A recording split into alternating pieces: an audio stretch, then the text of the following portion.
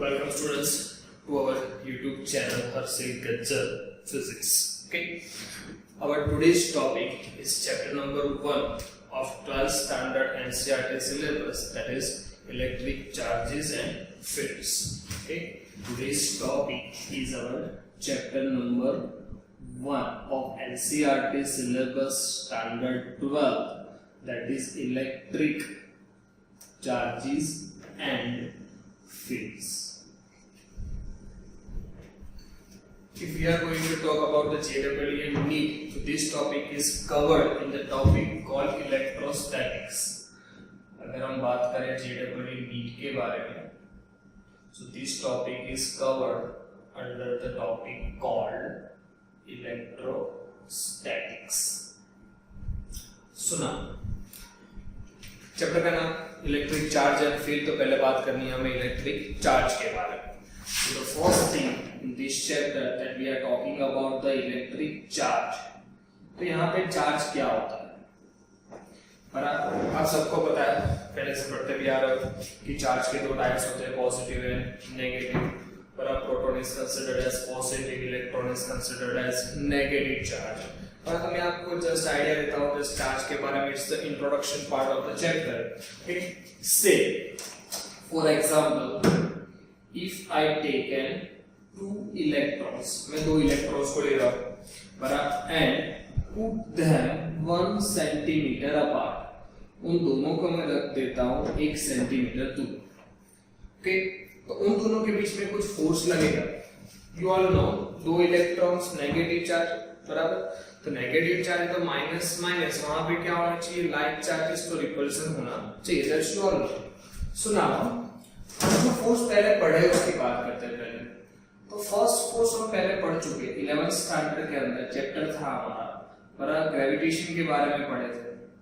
तो हमने gravitational force की बात की. दो इलेक्ट्रॉन्स है, कोई भी ऑब्जेक्ट होता है स्मॉलर टू बिगर, उसका कुछ मास तो होता ही. अब मास होगा तो ग्रेविटेशन फोर्स की फॉर्मूला थी हमारी. ग्रेविटेशन फोर्स की फॉर्मूला क्या है, तो से F is equals to G m1 m2 by r square. m1 and m2 are the mass, r क्या होगा, दोनों के बीच में distance. Mass of electron that you all know 9.11 into 10 raised to -31 kilogram. तो ये मास यहाँ दोनों प्रूव कर दो. इलेक्ट्रॉन्स का r आपका डिस्टेंस होगा 1 centimetre. g is also known to you, या पहले पढ़ चुके हो, that is in your standard 11th. तो आपको होगा कि दो इलेक्ट्रॉन को मैं रख दूं बराबर, दोनों के बीच में ग्रेविटेशन फोर्स लगना चाहिए. This gravitation force is always attractive in nature. ये भी आपको पता है, it is always attractive in nature.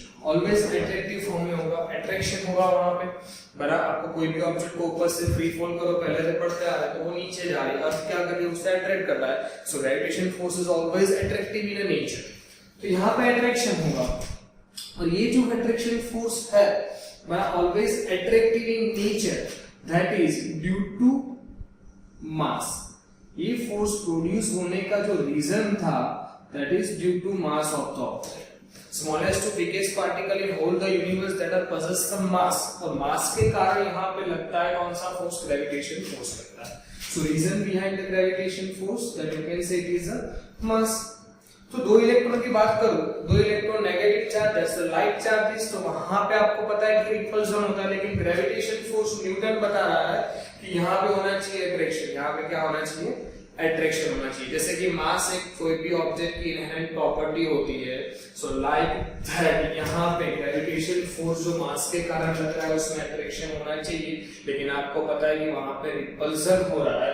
इसका मतलब ये हुआ कि ग्रेविटेशन फोर्स को ओवरकम करे, उससे ज्यादा एक स्ट्रॉन्ग फोर्स होना जरूरी है.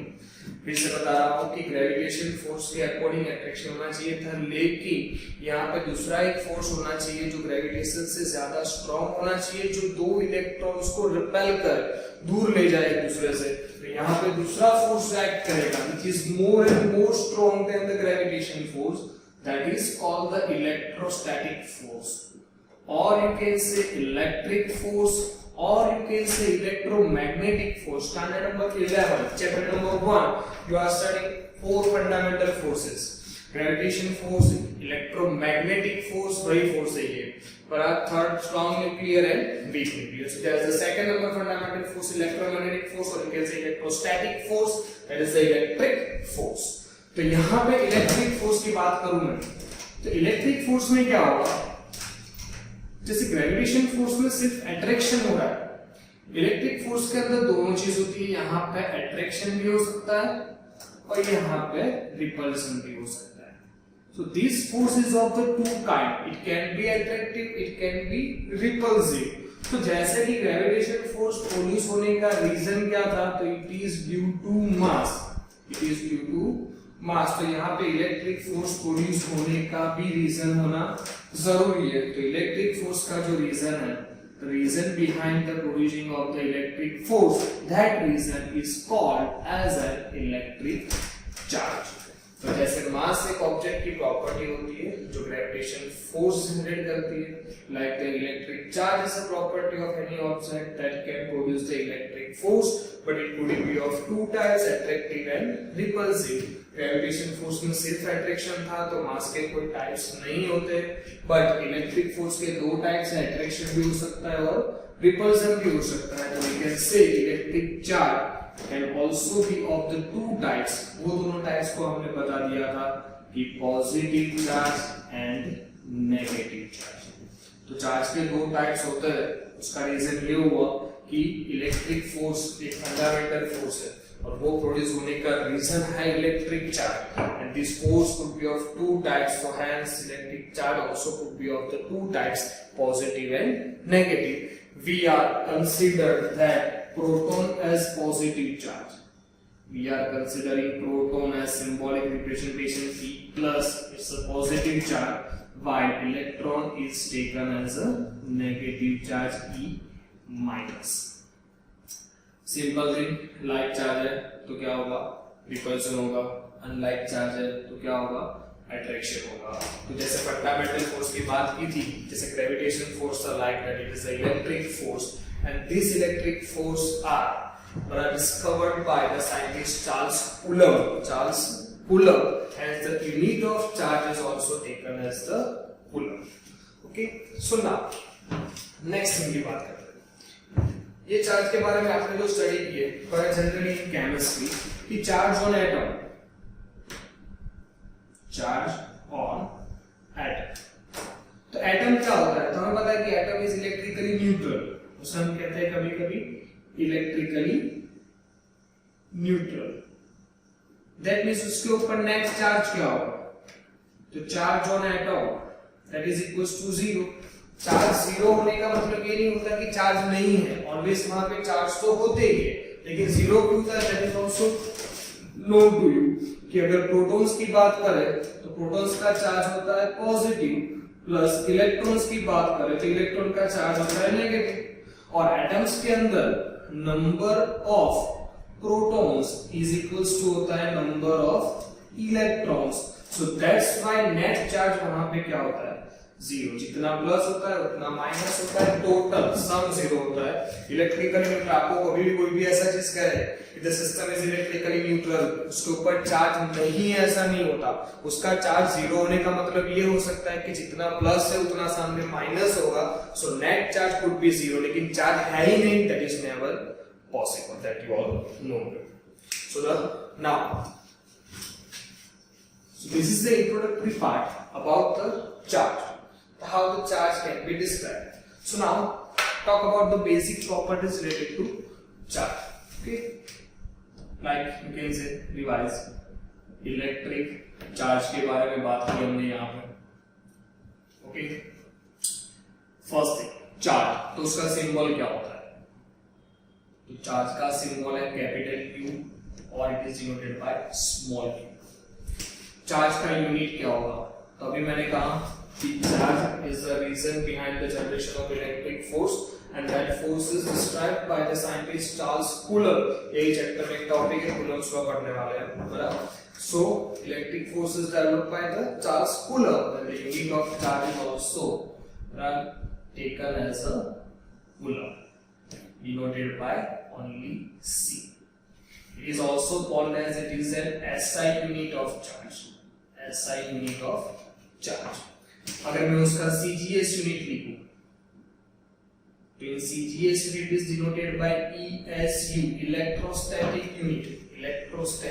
यूनिट, और उसका दूसरा नाम है stat coulomb,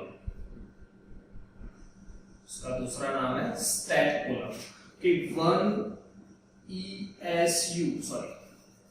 1 coulomb that is equals to 3 into 10 raised to 9 ESU। एक कूलम is equals to होता है 3 into 10 raised to 9 electrostatic units, that's the CGS unit। It is just for the information, okay, that is not covered in the NCERT book। Next charge symbol हो गया, unit हो गया, उसके dimension formula लिखनी है, तो very well formula Q equals to IT, तो आपको पढ़ाया पहले है, सामने पढ़ेगा Q equals to IT। Q क्या होता है? तो एक charge that is considered as coulomb, I is current that is in ampere, तो से आएगा A is to 1, T is the time, so T1 और M0 L0। So dimension formula आ जाएगी Q equals to IT formula के ऊपर से I is the current, that's the ampere, T is the time, that is the T1। Next, charge के कौन से types हैं?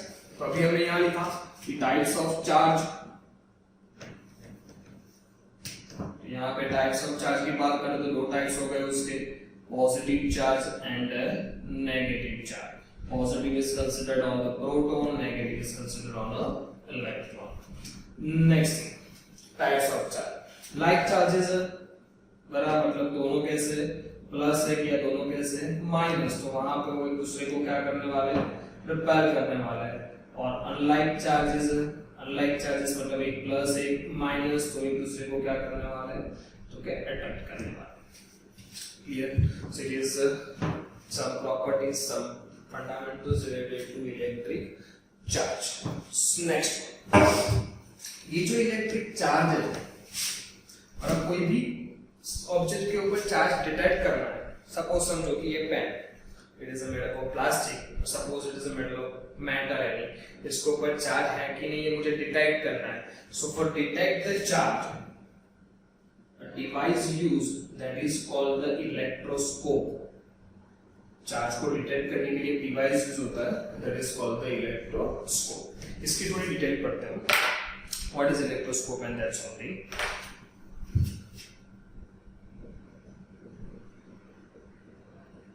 Now talk about the electroscope. ये charge को डिटेक्ट करने के लिए यूज होता है। क्या होगा इस सिस्टम के अंदर, मैं एक स्कीमेटिक डायग्राम ड्रॉ कर रहा हूं उसका।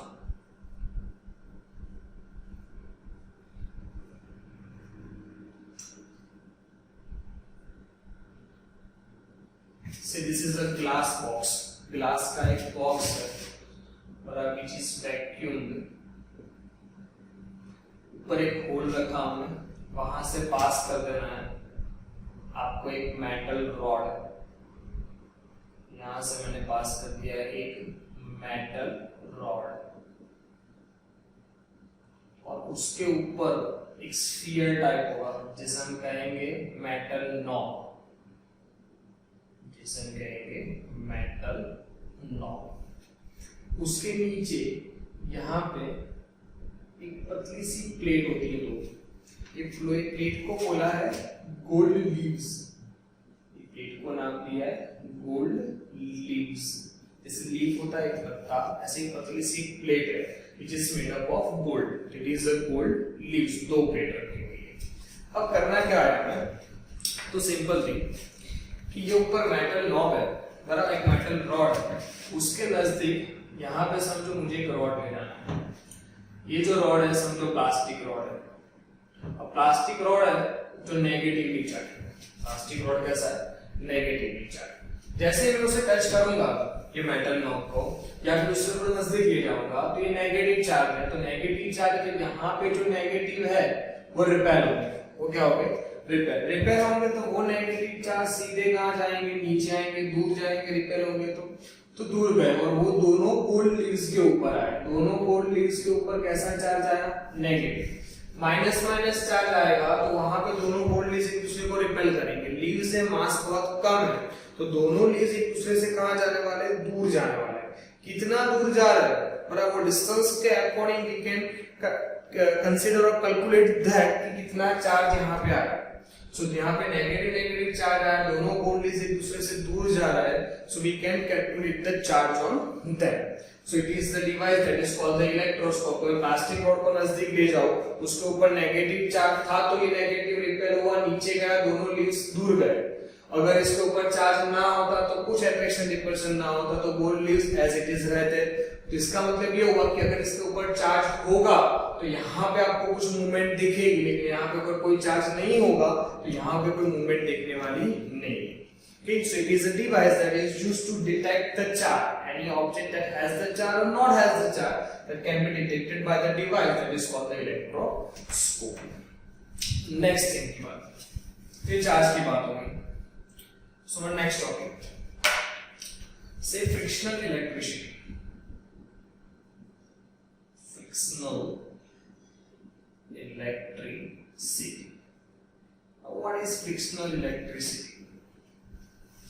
चार्ज ट्रांसफर की बात करेंगे कि दो ऑब्जेक्ट्स को आप एक दूसरे के साथ रब करो, बड़ा घिसना है, दो ऑब्जेक्ट को एक दूसरे के साथ रब करना है। So by rubbing the two objects, बड़ा एक ऑब्जेक्ट से दूसरे ऑब्जेक्ट के ऊपर चार्ज ट्रांसफर होता है, and that is called the frictional electricity. बड़ा वेरी फार अगो बड़ा ग्रीक साइंटिस्ट ने इन सब का यूज किया हुआ है। सो फ्रिक्शनल इलेक्ट्रिसिटी के बारे में बात करते हैं। समझो कि मेरे पास एक ग्लास रॉड है, I have a glass rod, और ये ग्लास रॉड को मैं रब कर रहा हूं सिल्क क्लॉथ के साथ। I rub the glass rod with the silk cloth. तो यहाँ पे प्रोसीजर में क्या होता है, तो ग्लास रॉड को मैं सिल्क के साथ रब करूं तो ग्लास रॉड बन जाता है positively charge and silk cloth बन जाता है नेगेटिवली चार्ज। यहाँ पे प्रोसीजर क्या होगा इसकी बात करते हैं।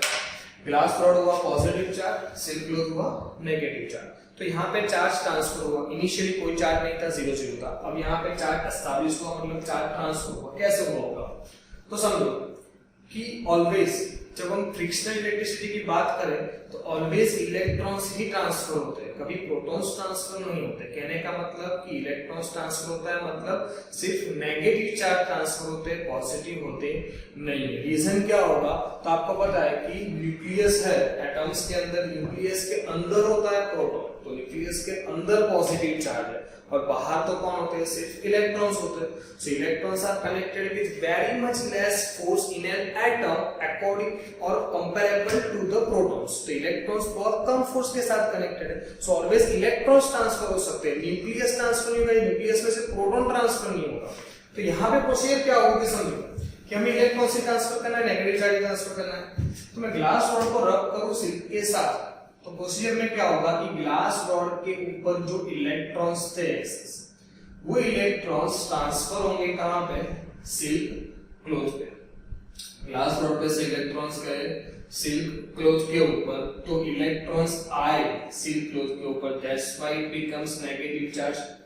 और यहां से इलेक्ट्रॉन्स चले गए, that's why glass rod becomes the positive charge. ध्यान रखना ये पॉजिटिवली चार्ज हुआ, मतलब ये नहीं कि प्लस आया माइनस गया इसलिए वो खुद बना positive charge.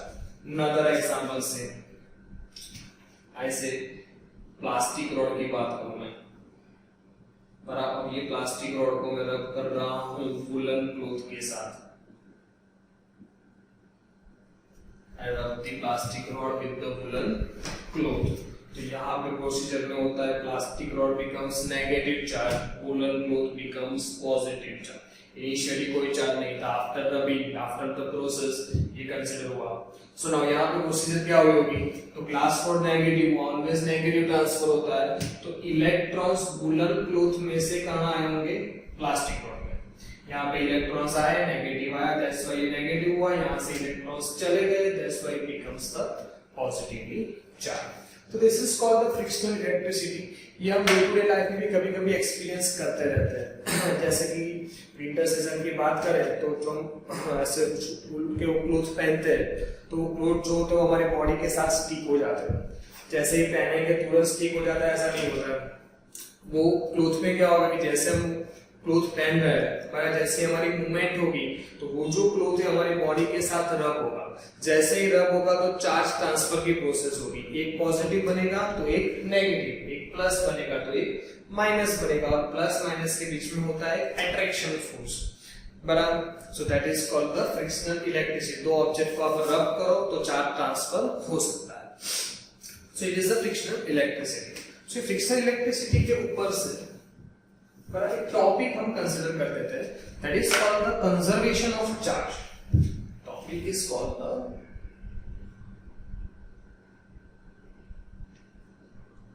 Conservation of electric charge. Charge के कंजर्वेशन की बात करनी है। Charge is always conserve. यहां पे बात करूं मैं कि पहले ग्लास रॉड था, सेम एग्जांपल यहां लेता हूं मैं।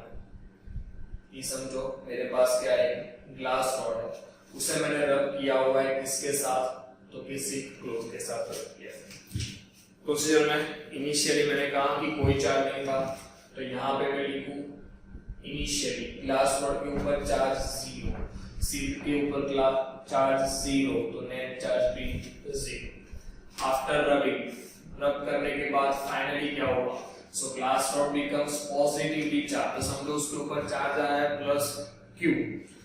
Silk cloth becomes negatively charge, उसका चार्ज कितना हुआ, तो कि माइनस Q। सीधी बात है, जितने इलेक्ट्रॉन्स यहाँ गए होंगे तो उतना नेगेटिव चार्ज आया, और जितने इलेक्ट्रॉन गए उतना यहाँ पॉजिटिव बन गया, तो ये प्लस Q हुआ, वो माइनस Q हुआ, इसे भी हम ऐड करें तो नेट चार्ज क्या होगा, 0। तो इनिशियल 0, फाइनल 0, तो that is called the conservation of charge. Charge is always conserve.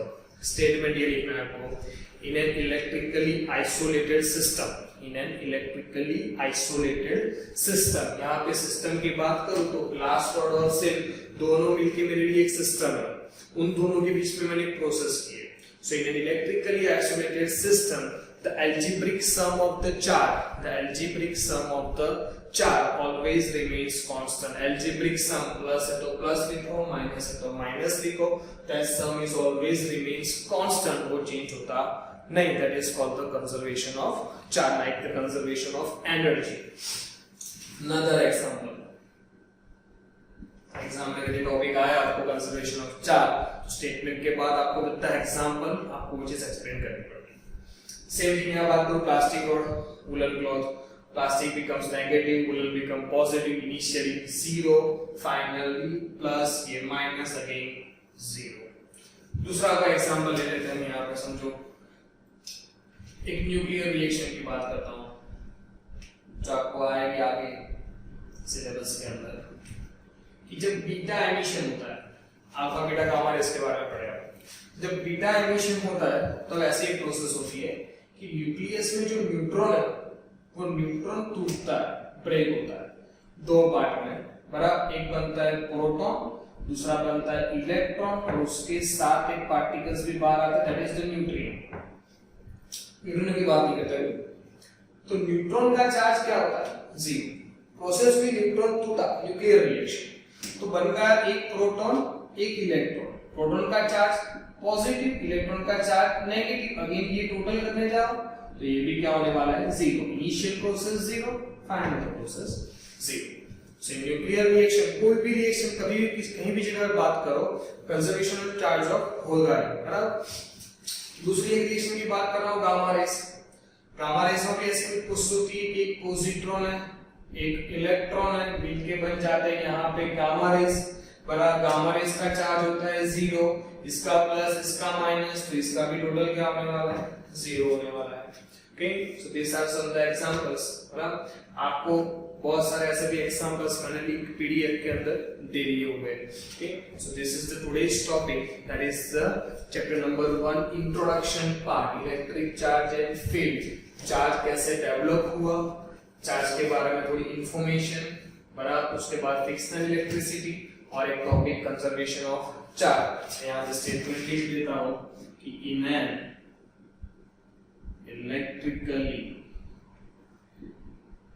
Isolated system the algebraic sum